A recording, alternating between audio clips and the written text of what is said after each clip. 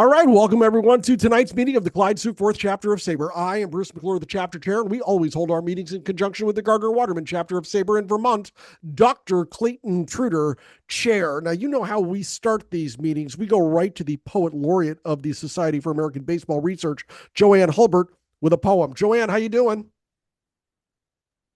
Oh, I got one for tonight. Yeah. All right, I'll bring it. I'm ready. Well, right now, the Red Sox are playing Detroit, top of the fourth, one on. That was Marcelo Mayo. Okay, Marcelo was on. Score is 0-0. But because of everything that's been going on with the Red Sox lately, here is the apropos poem. I hope it does not jinx this particular game they're playing. Anyway, it's from 1911. The sports soliloquy. And I think I've done it before, but I think it's timely to do it again today. Say, what's wrong with the Red Sox? They're going great for a while, fielding like shadows in summer and hitting the ball a mile. Now they are running backward, ripe for regrets and flowers. Draw me a beer, kind waiter, and draw me a gloom, Tom Powers. Say, what's the matter with Wood? Was there something wrong with his wing? They say he was stale in April, and they say that every spring Monday he lost to the naps while the teardrops fell in showers. Draw me a beer, kind waiter, and draw me a gloom, Ton Powell's. Ta-da! I love it. Thank you, Joanne. That's fantastic. Are And you still accepting submissions for the next turnstile? T6 is now asking for some any kind of contributions. T5 should be we keep hearing it's coming out. Oh, there was a problem with Amazon. Oh, it's coming out. Oh, there was a problem with so anyway, it's due to come out within the next couple of weeks for T5. Okay. But please do send along anything for Turnstile 6.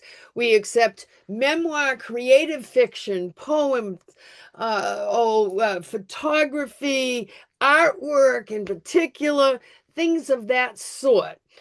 We don't do any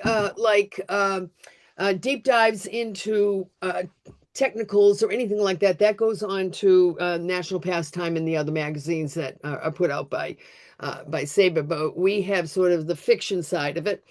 And 1,500 words or less, please, because we want to make room for everybody else. If you've got something that's much, much, much longer than that, maybe you ought to consider writing a book.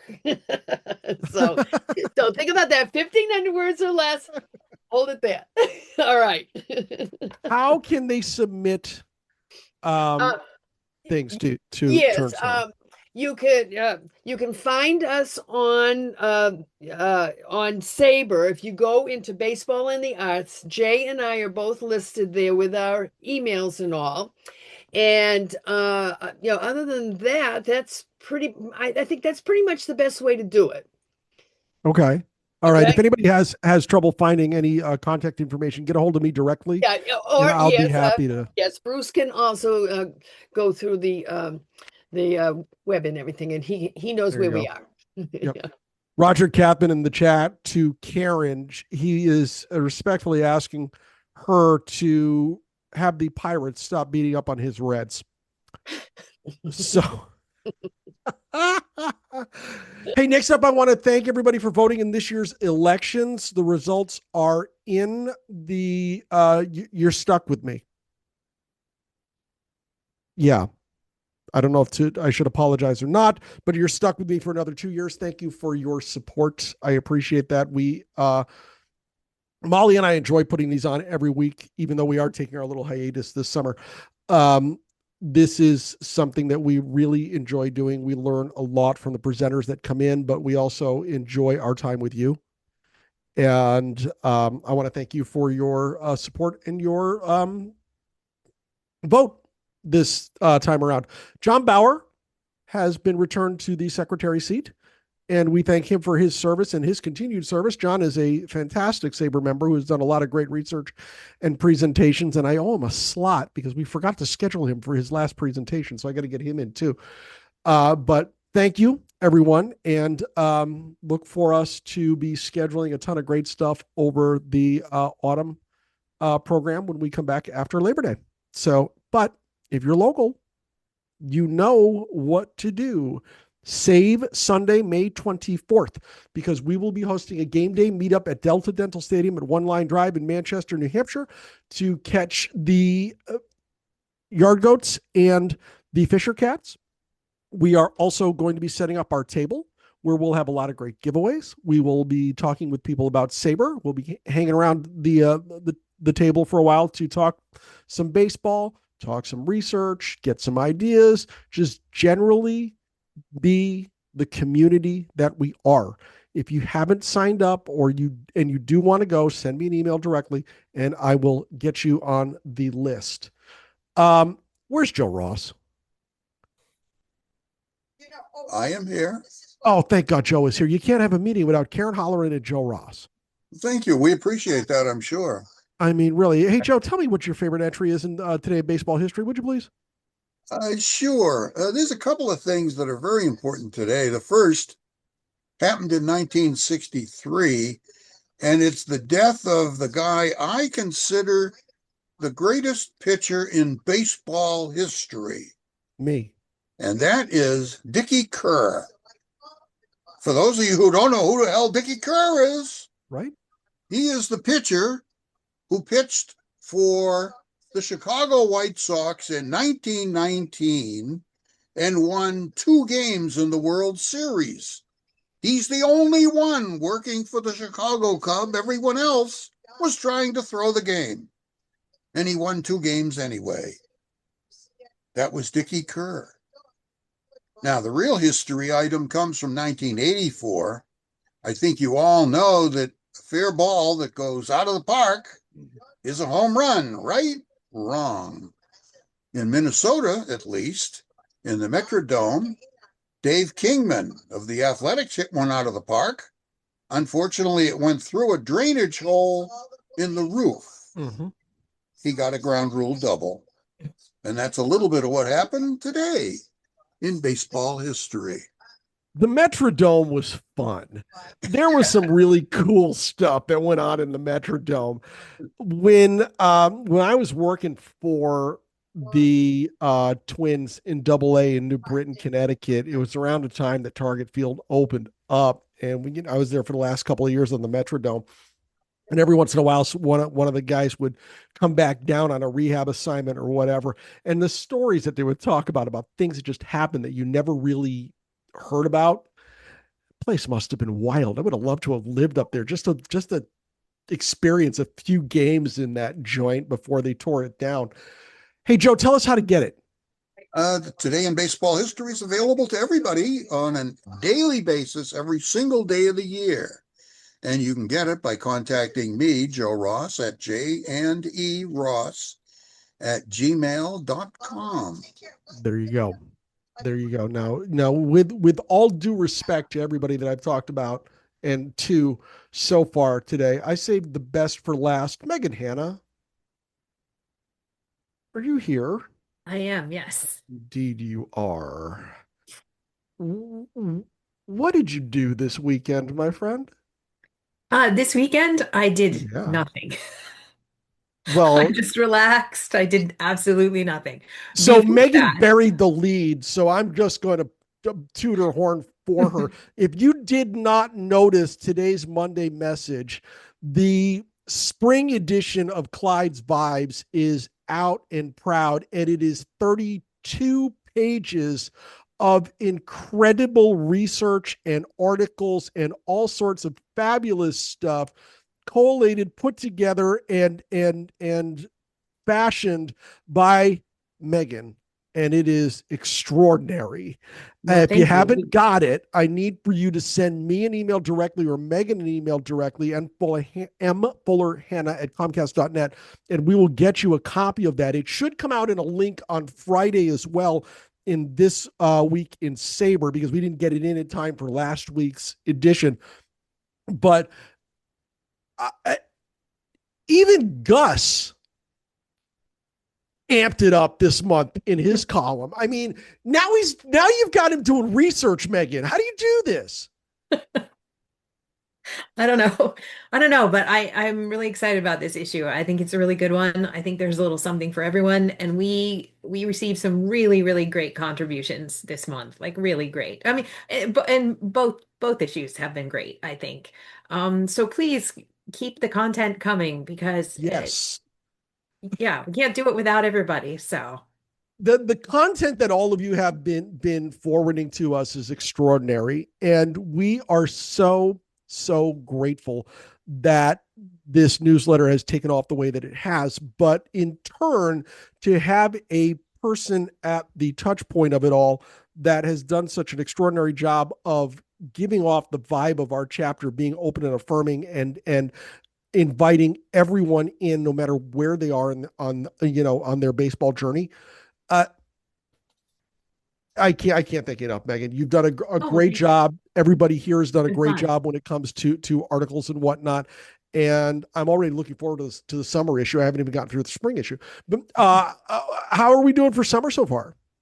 We have a few submissions so far, Okay. but we could always use more for spring and summer. All right. So if you if you have something for us, you can send it to me directly and I can forward it on to Megan, or Megan's email is mfullerhannah@comcast.net. And she will guide you through the process of accepting the submission and getting it into our next edition. I mean, of course, this isn't going to come out to what, July, I think, July or August? Probably around August 1st, August 1st. So yeah, right around maybe three August 1st. months. So we have Yeah. plenty of time. So if you've got something, send it along. Megan, you're great. I appreciate you so much. Oh, thank Thank you you. very Thank much. you. It's fun. It's been fun. All right. Now it's time for our feature presentation. Here we go. With careers spanning 2 to 3 times that of an average player, baseball's best broadcasters have no shortage of history to offer. They have witnessed opening days, no hitters, slugfests, and perfect games, all from arguably the best seat in the house. Broadcasters know their clubs, know their stadiums, and their teams in a way that no one else can. In The Voices of Baseball, the game's greatest broadcasters reflect on America's pastime, the updated edition. Kirk McKnight provides an in-depth look at each of Major League Baseball's 30 ballparks from the perspective of the game's longest-tenured storytellers. 50 broadcasters reflect on their most iconic calls, fondest memories, and what makes their ballparks unique, and more. Kirk McKnight is a published American author specializing in sports journalism with an emphasis on broadcasting. He has written 3 books featuring over 130 play-by-play broadcasters, past and present, both for hockey and baseball. McKnight's published books include The Voices of Baseball, the game's greatest broadcasters reflect on America's pastime. The Voices of Hockey, broadcasters reflect on the fastest game on earth. And Batting Clean, why Dale Murphy belongs in baseball's Hall of Fame. He currently serves as the editor for the, oh boy, if I here Eagle. it comes. Hold on, Kirk. Hold on. No? They changed it to the Eagle. I'm sparing you. Okay, the Waukegan. Did I do it? Did I get it? Waukegan? No, not even close. Not even close. What The Eagle, somewhere out where he's from. He lives in Calumet, Washington. Kirk McKnight, welcome to Northern New England. Save me. What is the name of that paper?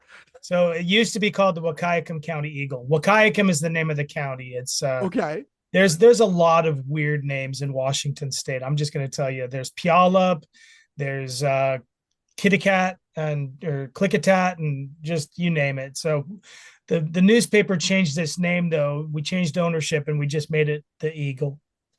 Oh, so Easy. they had mercy on me. Okay. Yes. Nice. All right, my man, it's all yours. I'm stepping out of the way. Here comes your presentation.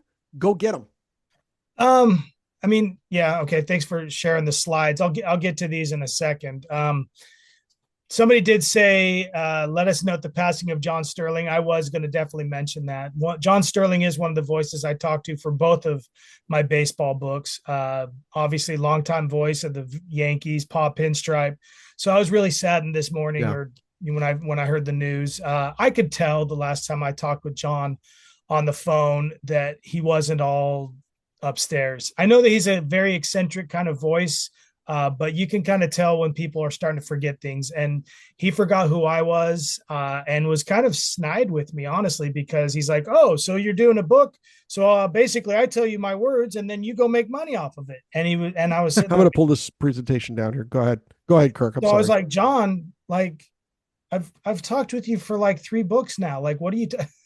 So that's what I mean. It kind of was sad that was my last encounter with him. But just like when I talked with Tim McCarver on the phone, I could tell that Tim was on his way out the door too, and it wasn't too long before he was gone, maybe a few months down the line from there. And so it is kind of sad that about 5, I think now it's become 5 broadcasters, maybe even more. Let's see, Vin Scully's passed away, Dick Enberg, Bob Euchre, Dave Wills, Tim McCarver, and now John Sterling. So that's 6 basically that I've talked to from the book who have passed away. And that's kind of what happens when you talk with people who have been broadcasting for 67 years, like Vin Scully. So, I mean, I've talked with, for the Voices of Baseball, the updated edition, there's 50 broadcasters featured. And John is one of those. So it was, I know you guys are Red Sox fans, most of you, though, so you can't stand the voice saying the Yankees win. But I mean, it's an iconic call. Like, to call games for the Yankees, you kind of have to be nutty. That's how Phil Rizzuto was. And then you're following in the footsteps of people like Mel Allen, and for a time, Red Barber was alongside him in the booth too. And we're talking about the guy who taught the one and only Vin Scully the art and craft of broadcasting. So you kind of have a little bit of reverence for that booth, even though you might not like the team, but you think of all the history that's taken place in both of those ballparks and the broadcasting that's happened. So You're spot on. I have to say that I love those over the top kind of broadcasters at times. One of my favorites is Tom Hamilton in Cleveland. also I Voices of Baseball. I am excited to see and meet him when I get to Cleveland in July, because every time I hear his name, all I can think of is "Down goes Anderson, down goes Anderson." I love that.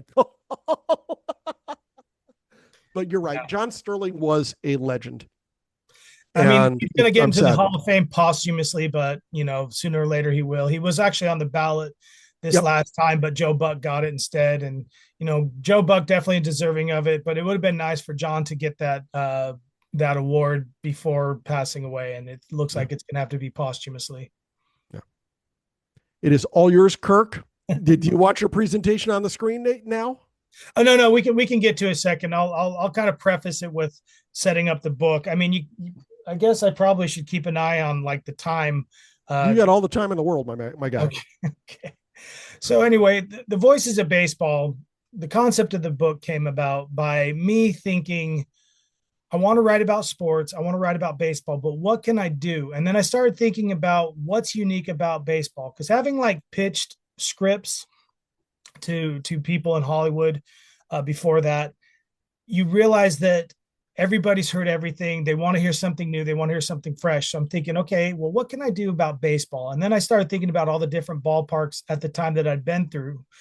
And I realized that the ballparks, just like, or not like basketball, hockey, football, there's no uniformity to the playing surface. You can design a ballpark however you want, as long as it's not completely ludicrous. And you realize that every ballpark is different. And it wasn't that way, obviously. Three Rivers, Riverfront, and Veterans Stadium. And then if you want to tag in Atlanta Fulton County Stadium, they're all very similar. But those 3, Pittsburgh, Philadelphia, and Cincinnati, those 3 were exactly the same to the T. Like, you could have basically dropped them you could have picked one of those up and dropped in another city, and people wouldn't have realized that they were in a different city, just unless they were actually outside the gates. And so baseball, considering the fact that there's no uniformity, I thought, okay, what can I do now? Like, there's books on guides to ballparks. Go get a hot dog in section 10, all kinds of stuff like that, kind of like a Fromer's guide. And I thought, that's not, everybody's already done that. But I thought about broadcasting, and I thought about Vin Scully, being from Las Vegas, living my whole life up until about the age of 42 in Las Vegas. we would get Dodgers on the radio there. And so I would listen to Vin Scully on my summer nights on the radio and catch Dodgers baseball. And then, when we got cable and they started introducing Prime Ticket and Dodgers baseball on TV, there we go. You guys are naming all these names, and Denny Matthews, he's in the book. Tom Hamilton's in the book. If I start seeing him, I'm like, yeah, he's in the book too. There's 16 Hall of Famers right now. The only walking and living Hall of Famer who I have not talked to is Al Michaels. But yeah, so I started thinking about who would be the best to kind of provide this tour through the ballparks than the broadcasters.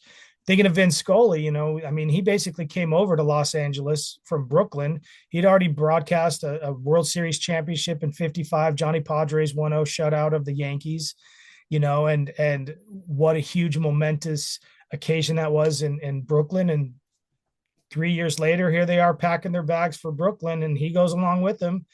And something that was very, instrumental back west was that Vin Scully was one of these broadcasters who really kind of affiliated, or the people associated, transistor radios at the ballpark listening to Vin Scully. And so some of the stories that I've heard over the time with people, what was his name? I'm going to say his name wrong. He was a pitcher for the Dodgers. He basically was on the mound looking around to the ballpark at Dodger Stadium. He could see that the people were very tuned into their transistors. And he pretty much assumed that Vin Scully was telling a story during the broadcast. So he basically, it was Jerry Geis. Geis is the last name there. So Royce, Jerry Royce. Jerry Royce, that's it. Jerry Royce. Jerry Royce sitting there, realizing that everybody's tuned into their transistor radios, just listening to Vin Scully. So he goes and kicks around on the mound a little bit. He's like, I'm going to give him a chance to finish this story before I throw that pitch. And that was the power of Vin Scully, is to realize you have a stadium full of 50,000 fans, so many of them maybe holding a transistor radio, to listen to the call being made to something that's happening right in front of their faces. But it was just it's so important for them to have that association. So somebody like Vin Scully became a huge goal for me to start interviewing these people. And so I pitched this idea, and publishers, or one publisher thought, oh, sounds great, come back to us. And over time I'd get an agent, and then I'd get a book deal. And so really I had only written 2 chapters of the book by the time the book deal was made, because they were so in favor of the concept, and they wanted to see this being unraveled and kind of put into print. So I talked to the broadcasters and discussed all 30 ballparks in baseball, and the updated edition. Basically, since the original edition and the updated edition, you got 2 new ballparks in both Atlanta and in Arlington, Texas. So I had to start and update those too. So that's really what it is it's a tour through the ballparks, but it's also a sharing of their most memorable experiences. Marty Brenneman, yep, he's in there too. Dave Van Horn, he's in there too. These are all people that I was able to talk to. And Dave Van Horn, the voice of the Montreal Expos, going into the interview, I was interviewing him for the Miami Marlins chapter, not realizing that I was going to have this just plethora of stories for him talking about the downward spiral that became the Montreal Expos until their, departure from Montreal down to Washington, D.C. in 2005. He was gone by then. He was calling games for the Marlins back in 2003 when they won the championship. So he had already left. He had already jumped ship and was somewhere else when all this was going on.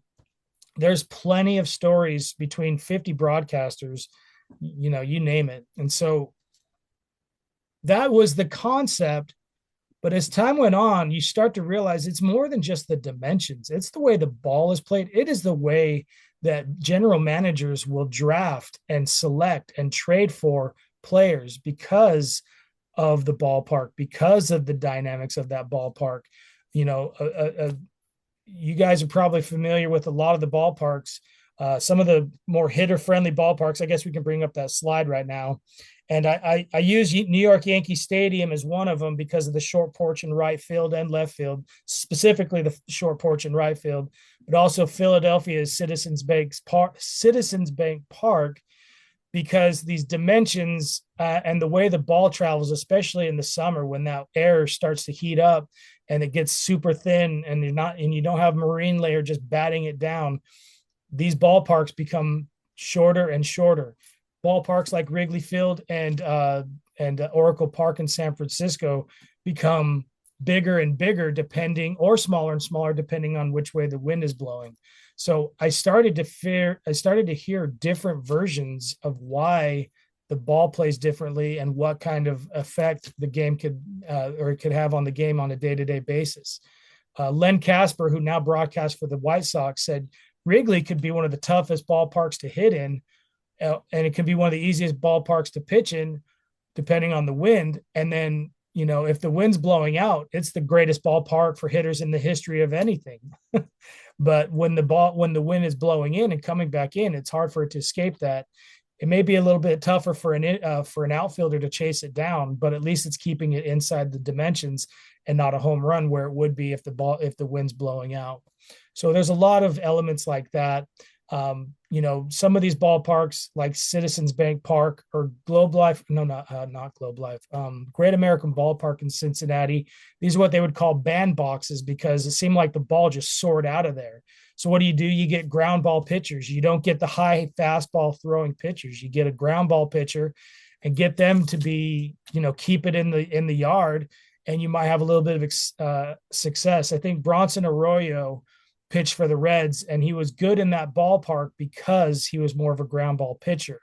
Brandon Webb, who pitched in Arizona, and basically had a shorter career than most people would have liked, he probably would have done really well as a Reds pitcher full time as well. So those are kinds of things that we talk about. If you want to go to the next slide, we can talk about the pitcher friendly ballparks. And one particular that I wanted to point out is Detroit. Comerica Park, well, the one on the right, Oakland, is no longer, but when you look at the foul territory, it makes it so much easier for a pitcher to get through an inning, because balls that would be about 5 or 10 rows deep along the first or third base line are actually getting caught by the corner infielders. And so you would see Oakland, when they would actually spend money on their pitchers would last 7 2/3 inning. They would go deep into games because they were able to have 5 or 6 less pitches sometimes per batter, depending on how gritty and how tenacious this batter was, fighting off foul ball after foul ball. Like in Yankee Stadium, they wouldn't be having those kinds of opportunities at Oakland, and they'd be popping it up right there. You'd get Eric Chavez was a solid third baseman and won plenty of Gold Gloves there in an Oakland A's uniform, because it's something that comes with the territory. If you're going to be an infielder, a corner infielder in that ballpark, you better be able to run like an outfielder to try to catch a foul ball. But I point at Detroit's Comerica Park because you think of somebody like Max Scherzer, who started in Detroit, and you look at those deep dimensions, and Max Scherzer has been known to give up home runs. But think about the freedom you have basically having that dead center, one of the deepest dead centers in all of Major League Baseball, to be able to get the hang of things and be able to get some experience under your belt, being able to get away with some of those pitches so that you're not having a head case. And then now he moves over to Washington, and then over to the Dodgers, and then over to Texas, and then over to Toronto. I mean, he's been everywhere. But you think over time, being able to start with a pitcher-friendly ballpark like Detroit's ballpark, you see he was able to get, I think he won a Cy Young with the Tigers. I'm not sure. I think he's won Cy Youngs in both leagues. Obviously, we know him for his work in Washington, what he was able to do there.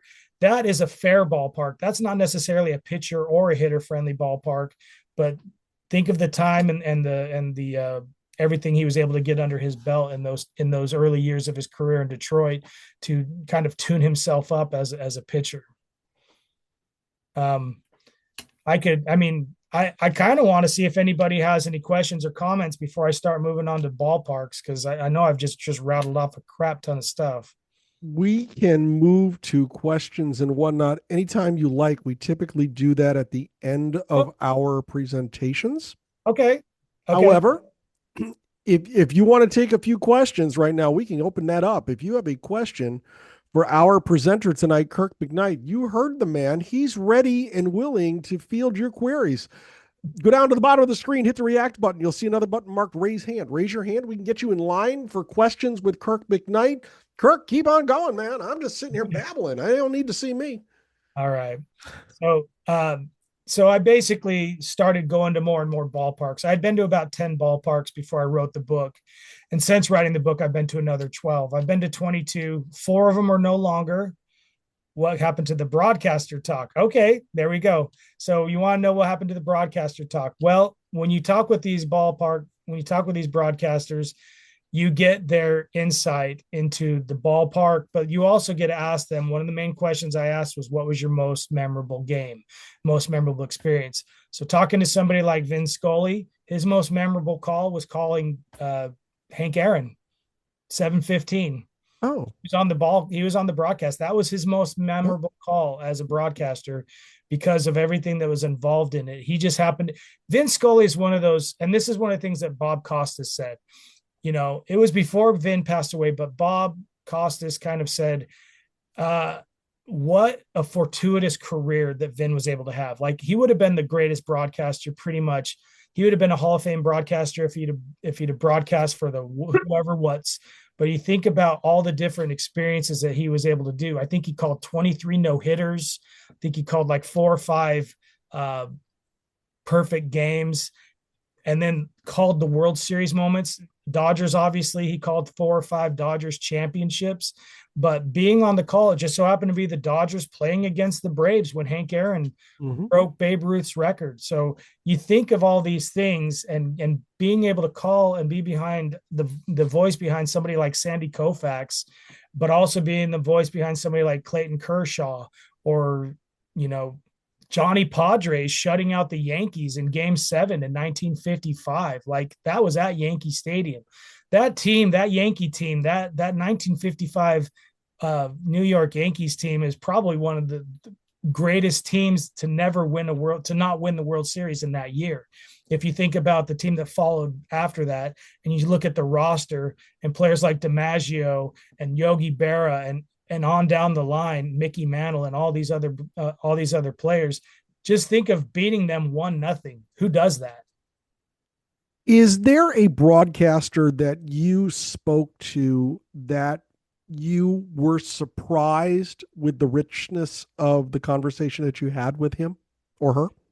Yeah, I wasn't expecting much out of certain broadcasters just because they weren't in my purview. But talking with somebody like Dave Wills was great, and Wayne Hagan was another one. Wayne Hagan, I think he basically works with ESPN now, but Wayne was there. He kind of took over when Jack Buck passed away. He went into the driver's seat to be there on the mic with Mike Shannon and Dan McLaughlin, and he was only there a few years before then he went over to the Mets and I think the Astros. But talking with Wayne Hagan, he was there for the Colorado Rockies. He basically was their broadcaster when they came into the league.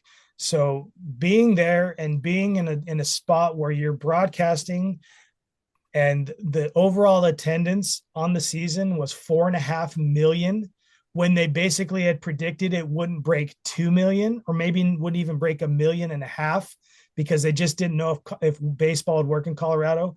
And you have 4.5 million people. Mm-hmm.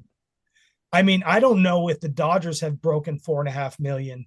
Obviously, they didn't have an 80,000 seat ballpark like what it used to be called Mile High Stadium. Before that went by the wayside, but Coors Field comes in. But I don't even think the Dodgers selling out every game over 81 at Dodger Stadium, the highest, basically the highest attended ballpark in baseball. Even that probably doesn't get you 4.5 million if it sells out for 81 games. The largest season attendance was Colorado in 93, 4,483,350 home attendance. They averaged 55,000 a game. Team that came the closest was the Yankees in 08, and they weren't far off at 4,298,000. Gary has a question in the chat. Does Kirk have any poignant memories of personal exchanges with Red Sox broadcasters Ned Martin and Ken Coleman? I do not, but I do have some great stories from Fenway because of Joe Castiglione and Ken Hawk Harrelson. Joe Castiglione, Sabre member. Yes, and Joe actually, I've been texting Joe because honestly, just to let you guys know, I actually just got back from Boston about a little over a week ago. I went to Fenway for my first time, saw the Yankees play the Red Sox on the 21st or the 22nd, and it was 4-1 win for the Yankees. Then I shot down to Baltimore on Friday to catch the Red Sox and Orioles. I wanted to get 2 ballparks in one trip while I was back east. I live in the Pacific Northwest, so I pretty much have most everything west of the Mississippi I've checked off, and a handful of them east of the Mississippi. But while I was there and I knew that there was going to be an Orioles game, those were my two of my 3 bucket list ballparks. So I'm going to have a slide there in a second where it shows my bucket list ballparks, and I can cross Baltimore off of there. And Boston was one of them, but the other one is Pittsburgh. But talking about Fenway, I'll just say Ken Hawk Harrelson obviously broadcast a little bit for the Red Sox and most of his career for Chicago for the White Sox, but he used to be a Red Sox player. And one of the stories he shared with me, he said, and it just came up. This was one of those things that just came up, and it was just manna for me because he was talking about being on the field the day that Mickey Mantle played his last game of his career. And you got Carl Yastrzemski out in the outfield with Hawk.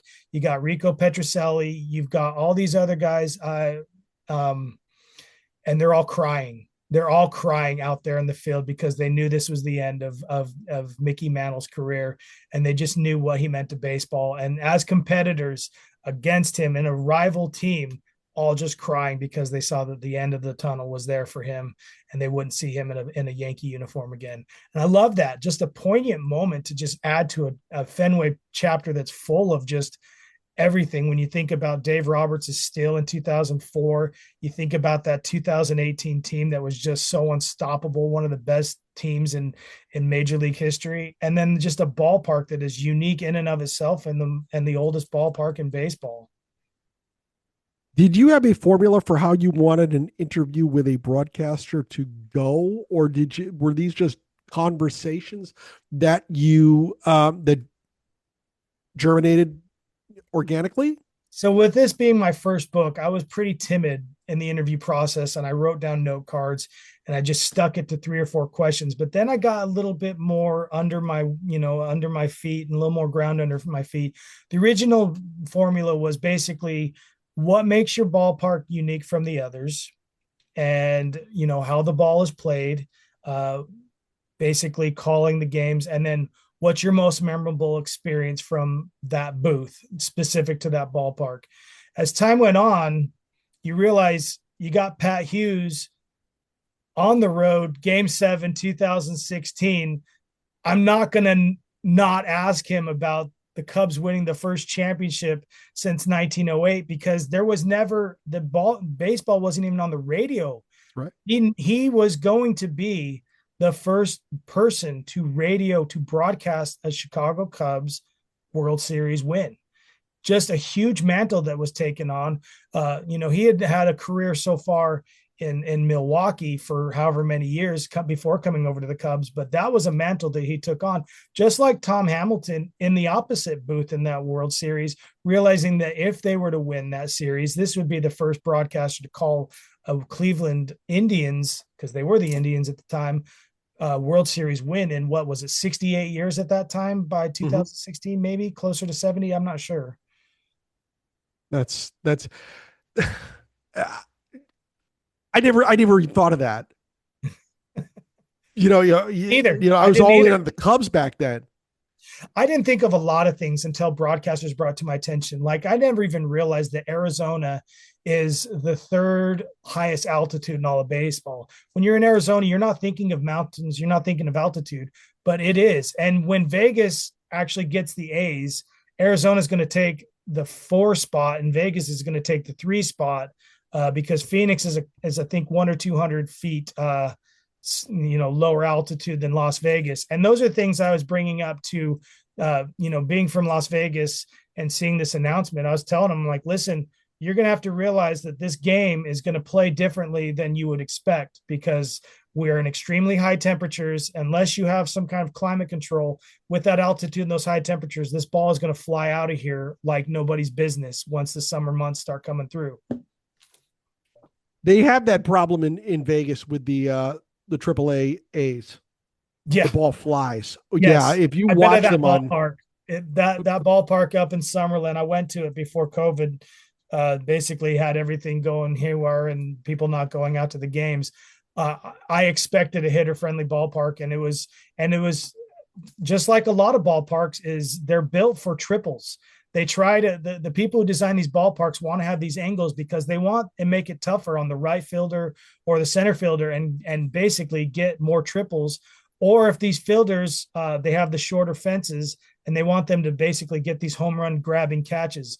We saw what happened earlier this year in Angel Stadium. And I feel like Angel Stadium might be the least friendly to that kind of home run grabbing kind of a dynamic compared to ballparks like Pittsburgh and Philadelphia and Washington, where you can you can just reach up and snatch a ball from the wall. Anaheim is like one of the least places that you would look over to that wall and think that somebody's going to snatch a home run, but he did. Especially that game. What a game that was. When you think about that was a 1-0 win and he robbed 2 or 3 home runs in that game. That was just incredible to look at. Tell us more from your Tribe's loss in 2016. Yeah. Mike O'Hare in the chat says, I'm still crying for my Tribe's loss in 16. I'm still crying over how the Orioles are playing this year so far. And if there's a Mets fan here tonight, I'm really sorry. Oh my goodness. Mike Lalagos. Sorry, Mike. Go Cubs. Tell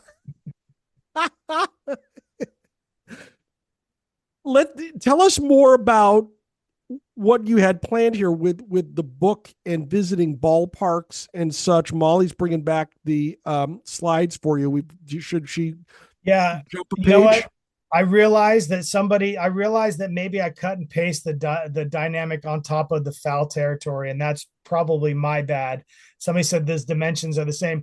I should have realized that, because Detroit Comerica Ballpark, I think it's 420 to dead center, not 400. Yeah, that's Death It Valley is the out there. deepest center field. I mean, I know getting it over the triangle and the center field in Boston's probably one of the toughest pokes in all of baseball. So I think I haven't seen these in a few years, so I probably should have looked over them. But looking at the foul territory is one of the things I wanted to point out. Detroit also has that interesting foul territory, pretty wide, and also when you include those deep dimensions, that's a recipe for success for a pitcher to be able to get away with things.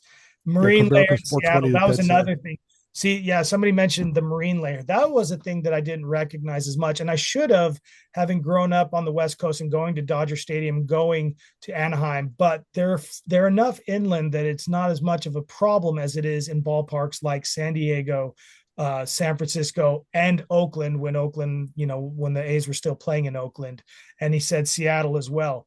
That marine layer adds that coldness, that canopy of cold air that'll just kill a ball. So when Seattle had those dimensions and those outfield walls so far out, you add in the marine layer to that with those deep dimensions. That was what Wayne Hagan would say. It's a ballpark where home runs come to die. Yep. Or that might have been Ted Leitner from the Padres, because the Padres had that same problem. The deep dimensions at Petco Park, plus that marine layer, and those games being played at 7 or 8 o'clock at night. Whereas when you're east of the Mississippi, you're dealing with nothing but all the humidity, and that ball just turning into a rocket getting out of these ballparks really quick. So I never thought of how cold, because you're usually equating places like Anaheim because it's the beach, it's the ocean, it's beautiful weather, we're out there doing it. But you don't realize that you're cold at night, how cold you are at night, until you start to think about it. And ballpark and players Rex Hudler told me, he said, when you're a player and you're so used to those summers playing east and all the humidity, when you're playing and it's like a 65, 70 degree chill night in the middle of the summer, like you got to warm your legs up or you start cramping up. So players have to adjust to these things in ways that they don't realize while they're on these road trips. That's one of the beautiful things about traveling in baseball, is that these players get into the situation where it truly becomes a home field advantage. There's managers who will rest their best players for a game or two in Toronto or even in Tampa Bay, because these are those two ballparks. And I guess maybe now you have to think of Globe Life Field, where they're playing on turf, where they have to kind of realize these guys could get injured trying to run down a foul ball, or not foul ball, a fly ball, or a hit in the gap, running in that on that turf where they're used to natural grass, and it could kick them up a little bit, maybe pull a hamstring or something, hurt your legs on running, not thinking about it. So those were the other things that that the broadcasters talked about. They had that knowledge of 2 or 3 decades worth of experience, and then seeing the change in dynamics as they went from ballpark to ballpark. When you went from the Houston Astrodome to what was called at the time Enron Field, you went from a pretty pitcher-friendly ballpark to an absolute hitter-friendly ballpark, and immediately. And the players started to realize it before they even played the season. I think Jose Lima was a pitcher for the Astros, and he was at BP, one of those early games, early in the stages of what is now Daikin Park in Houston, and he hit a home run in batting practice. And he's like a tiny little pitcher, and he's like, if I can hit a home run here, who else can? Let me ask you, you've interviewed an incredible number of broadcasters over the years for this book. You've updated the book once. Twice. Who were and this is a cliche question, but it always gives interesting answers. Who were your favorite guys or women to interview? And did you interview any women as you went along? So 2 parts of the question: your favorites, and did you interview any women in your travels? I didn't interview any women. The only women in the booth were Susan Waldman, and I didn't have the guts to ask her because John Sterling and I were in the interview in Anaheim in the booth. And then Susan came in, and John's like, okay, we got to go because Susan's here. This is her seat. And he's just being a gentleman. So I'm already kind of like in this ethereal or just kind of like surreal moment where I'm talking with John Sterling about the Yankees, that I'm not going to ask any questions. So we went over into Michael Kay's booth to finish the interview. I would have loved to have interviewed Susan Waldman. I think she is just top notch, and she knows her stuff, and she would have been able to give me plenty of insight. So that's one that I let slip through my fingers. But at that time, there was really not too many women broadcasters. We're talking 10 or 12 years ago when I was interviewing John Sterling in this moment. Now you see more and more, but at the time there wasn't. And it's a shame that there wasn't, because I would have loved to have gotten that insight, because they do their homework and they study up. So to answer your question, though, specifically about broadcasters, Eric Nadel is one of my favorite interviews, and he's a Hall of Famer. He's the broadcaster for the Rangers, and talking to him. Met him last year. Yeah. And so when I talked to him, basically it was one of the early interviews in the process. We were in Surprise Stadium in Surprise, Arizona. That's another thing. I was able to interview half of the league, just a 3.5-hour drive from Las Vegas down to Phoenix, to interview half of the league and get a ton of my interviews underway as I was getting the basically into trying to get the book deal going. So Eric Nadel and I are talking in Surprise, and he starts talking to me about going to Ebbets Field as a kid. And I'm like, oh my gosh, why did I not think about this? These broadcasters can tell me about attending a ballpark as a kid, so I can get a firsthand Ebbets Field experience. And so that opened up the gates to me talking to these broadcasters like Denny Matthews, talking about going to Sportsman Park in St. Louis. Dave Van Horn talking about Shibe Park in Philadelphia. These are classic and ballparks that a lot of people don't even talk about. Shibe Park, but man, what a historic ballpark and structure that was for Philadelphia during those years that they played, and just some of the players that played in them. So I think it just kind of opened the door, me talking with Eric Nadel, to what possibilities there were for this book. And when we were done talking, it was funny because the whole time we were interviewing each other, we were in regular seats in the stadium, and there was a couple that was sitting just beneath us, the row beneath us, and they kept turning their heads. And I'm like, oh my gosh, we are ruining this experience for these folks. They're like, are these guys going to stop talking? Well, they were Rangers fans, and they were captivated. Afterwards, after he left, they came up to me and they said, we recognized Mr. Nadel's voice immediately, so we couldn't help but just have to look over our shoulders. When does your book come out? That was the power of the voice of the broadcaster. These guys sitting there, they've tuned into this guy on the radio, not realizing he is just within 3 or 4 feet of them. They could reach back and touch him, and they're getting his experiences, and they're just so happy to be there. Whereas I thought that we were being like typical nuisances in a ballpark, just talking too loud, where people are like, shut up. But they were just like tuned into us and like, I want to hear more. So what you've done really is you've shown us right now just how much history is behind those microphones most every night in Major League Baseball. I mean, I was listening to Dave Van Horn on a little transistor radio in Western Massachusetts. After the sun went down, I could get Expos games floating through the air, and he was telling great stories then. So I can only imagine what you heard from him as time went on. There's some questions in the chat that I'll get to in just a minute, but you've touched on a lot of and I hate to use this word, but it's the only one I got, a lot of the old timers, Mel Allen, Vin Scully, Red Barber, and all of the great storytellers from the beginnings of broadcasting, really in sports, let alone in baseball.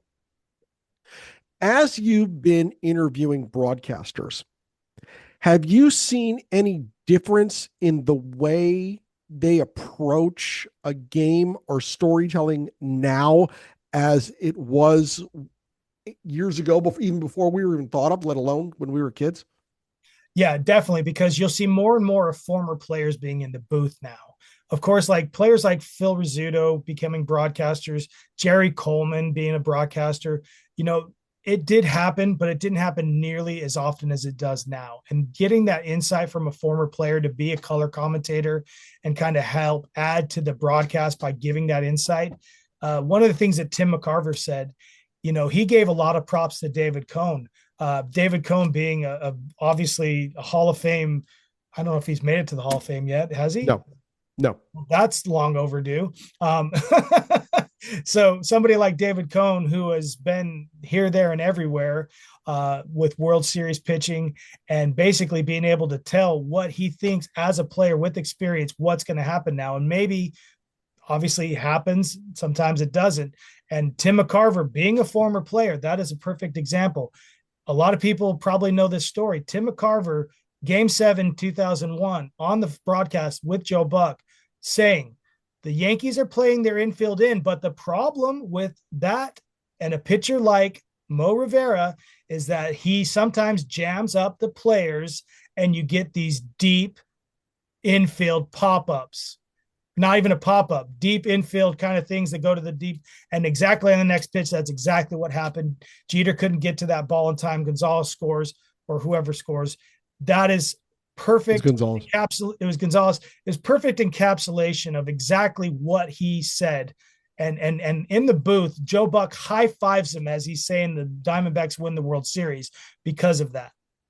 So McCarver got a ton of flack over the years for his style, or the fact that a lot of people thought he talked too much. People think I talk too much, like right now, but that's another story. McCarver was great. He was. I believe, and anybody on this call, put down the weapon right now. I believe Joe Buck was and is a fine baseball broadcaster. He took after his dad in a lot of cases.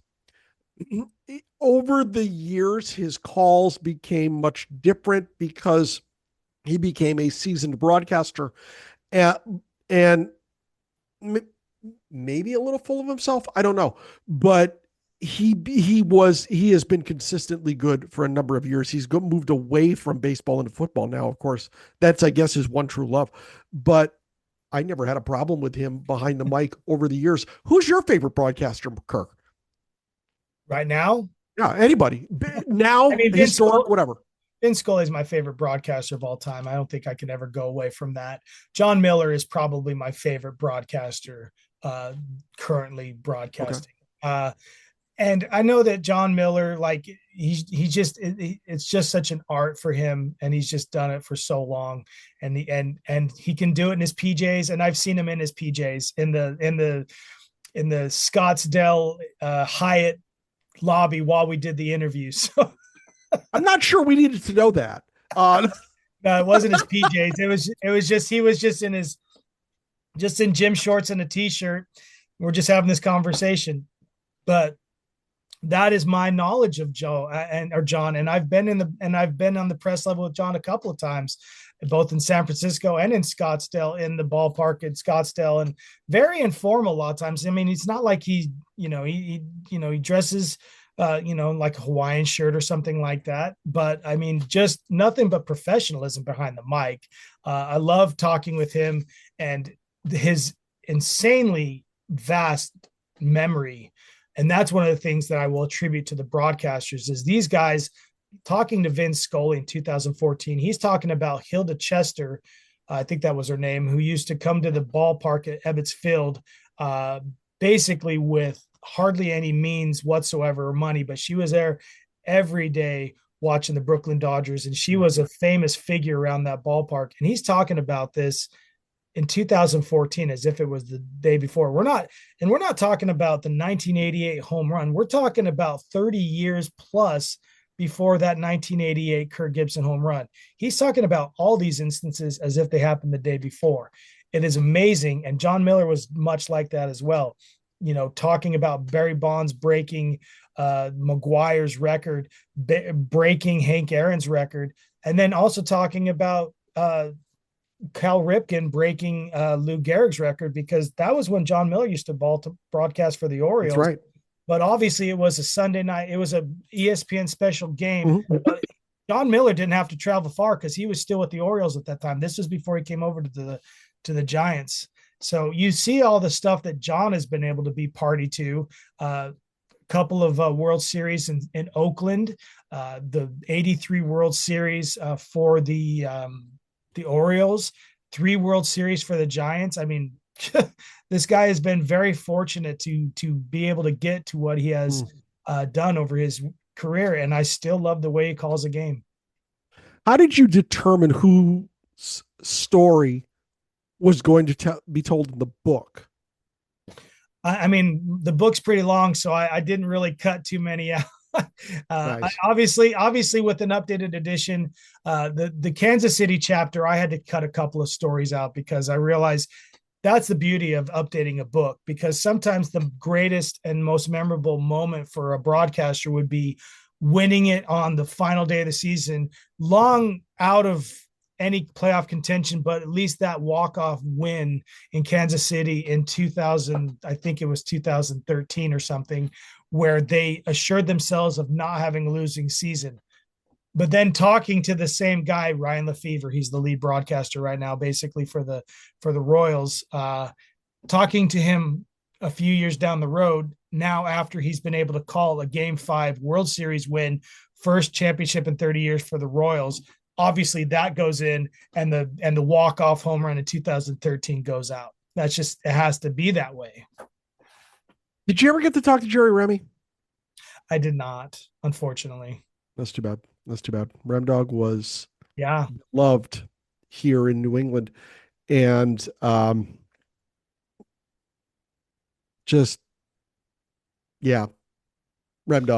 Yeah, it's too bad. He was. Yeah, it would have been a great privilege to talk with Remy. I will tell you that much. I got plenty out of Joe Castiglione, and when you're covering 30 teams, that's the thing, is like, right, sometimes you're like, oh my gosh, I've talked to 50 broadcasters. And then sometimes you're like, oh crap. Well, I haven't talked to this person. So Ryan McClanahan in the chat, Pee Wee Reese nearly got into Cooperstown as a broadcaster a few years ago. And he wonders why he didn't. Do you have any insight to that? Who's this again? I did not know this. What's that? Pee Wee Reese. So Ryan McClanahan, that's Ryan, where are you? Can you unmute? Maybe not. I think you're having trouble. You're having trouble with your mic again, aren't you, buddy? Yep. So Ryan McClanahan, the fashion plate of the Clyde Sukeforth chapter.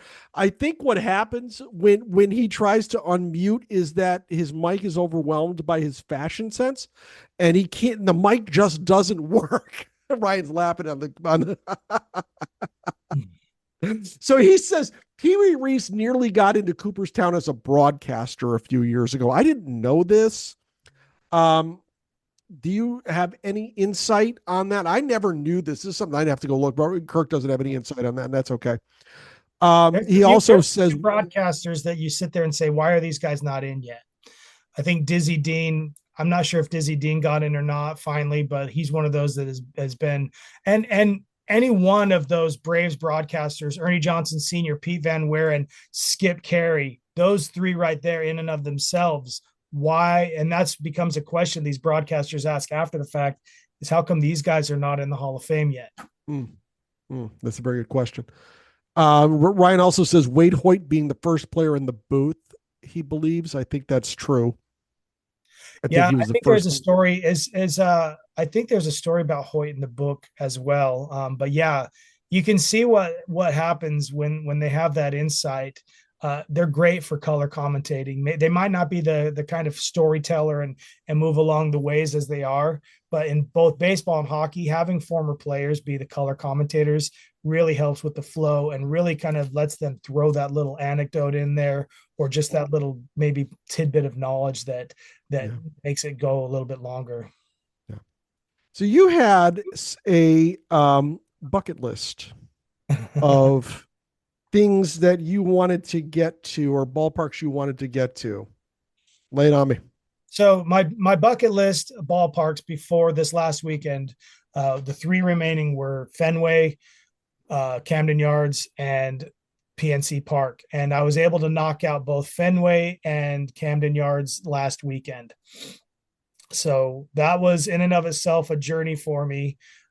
Mainly, if you think about Camden Yards, if you were to read the book, you would realize Larry Lucchino, then president of the Orioles, and the vision he had to basically recreate or try to get that ballpark feel, that neighborhood ballpark feel that you find in Fenway and Wrigley, and bring it to, this is in 88. They get the rights.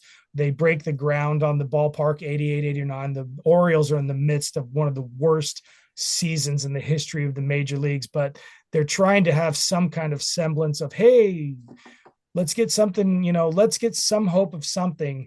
And they announced this ballpark. And so you get to work, you get Larry Lucchino trying to recreate that. He brings in Janet Marie Smith, who is a blank canvas when it comes to ballpark construction.